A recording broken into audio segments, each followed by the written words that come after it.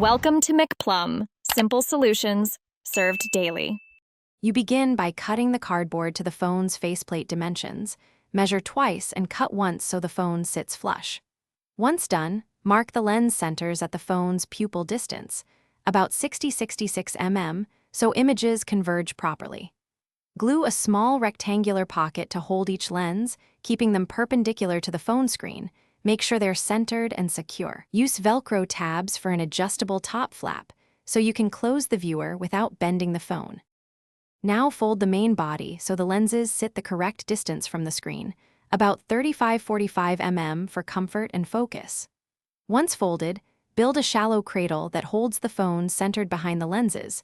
Use foam strips to protect the glass and to fine-tune tilt. Affix an elastic strap across the sides and a cushioned nose bridge to distribute weight. Make sure the strap is adjustable so the viewer seals to your face without squeezing the phone or misaligning the lenses. Finish by placing your phone in the cradle and launching a VR app that supports cardboard-style viewers. Choose split-screen mode and set the viewer profile if available. Once playing, fine-tune lens-to-screen distance and lateral alignment until images merge cleanly. Small shifts matter.